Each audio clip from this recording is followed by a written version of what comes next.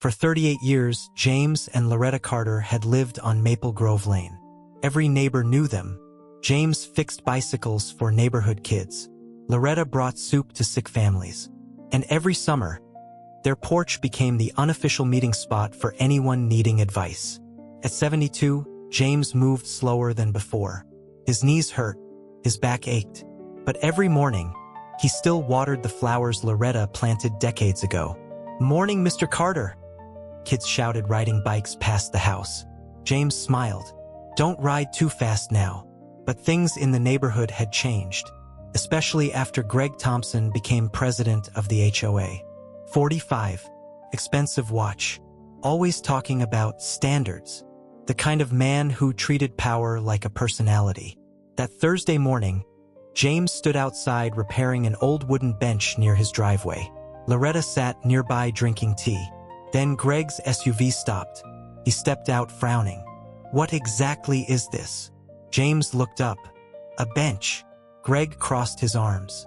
"You didn't get HOA approval." James chuckled softly. "Son, that bench is older than you." Greg didn't laugh. Then his eyes moved to James's old pickup truck parked near the curb. Rust near the wheels, paint fading. His expression hardened. "We've had complaints." Loretta frowned. "Complaints from who?" Greg lowered his voice. "This neighborhood has standards." The street grew quiet. James slowly stood. "Excuse me?" Greg looked around at nearby houses. "People are concerned about appearances." Then came the sentence everyone understood. "Some people just don't fit communities like this." A neighbor quietly pulled out their phone.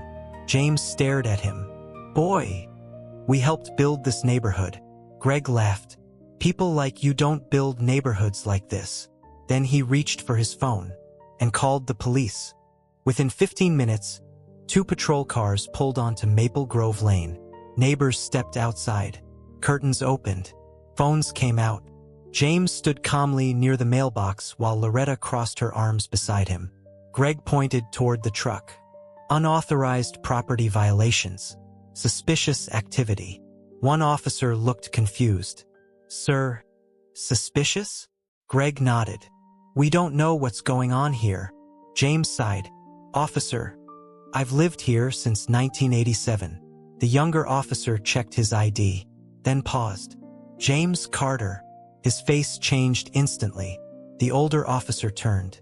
"The Carter family?" Greg frowned. "What family?" Nobody answered immediately.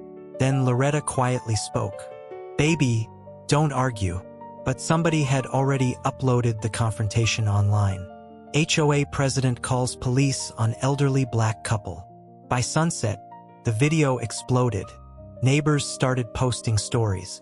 "Mr. Carter fixed my son's wheelchair ramp for free." "Miss Loretta brought food after my husband died." Then came the twist.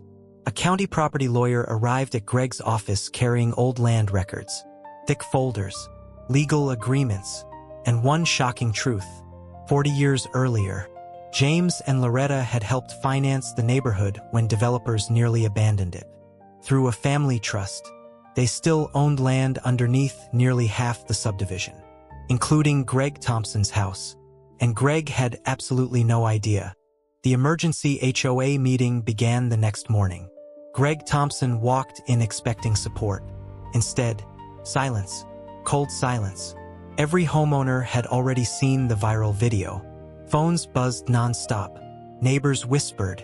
Several people wouldn't even look at him. At the front of the room sat a county property attorney beside stacks of legal paperwork. Greg frowned. "What is all this?" The attorney adjusted his glasses.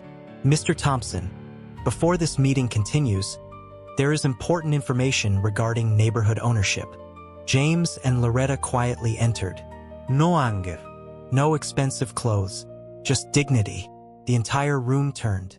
Some neighbors stood to hug them. Greg shifted nervously. The attorney opened an old folder. In 1984, Maple Grove was nearly abandoned after developers ran out of funding. He paused. The Carter family stepped in. The room went silent. Through a family land trust, James and Loretta had quietly financed major parts of the neighborhood. Not for profit. to save homes. The attorney slid over documents. Mr. Thompson, your property sits on Carter-owned land. Greg blinked. What? The attorney nodded. You pay annual land lease fees through the HOA. Gasps filled the room. James looked at Greg calmly. You judged us before knowing us. Greg's voice cracked. I didn't know. James sighed. That's the problem. Then the board voted. Unanimous. Greg was removed as HOA president immediately. And for the first time, he looked small. The neighborhood expected revenge. Lawyers, public humiliation, maybe lawsuits. But James and Loretta surprised everyone. Instead, they chose grace. Using part of the family trust, they launched the Maple Grove Neighbor Fund. Emergency home repairs for seniors, scholarships for local kids, help for struggling families facing medical bills. No family should feel alone, Loretta told local reporters. The story spread nationwide. People called them the couple who owned half the neighborhood. James hated the title. Baby, he laughed softly. We don't own people. We just love this place.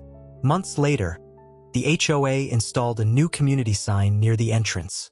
It read, built with community, protected with respect. One autumn afternoon, Greg knocked quietly on James's front door. No suit, no attitude, just shame. I came to apologize. James studied him, then slowly nodded. Sit down. They talked for nearly an hour. Before leaving, Greg looked down. I judged you. James smiled sadly. Son, respect shouldn't depend on what you think somebody owns. And from that day forward, nobody on Maple Grove Lane looked at the Carters the same way again.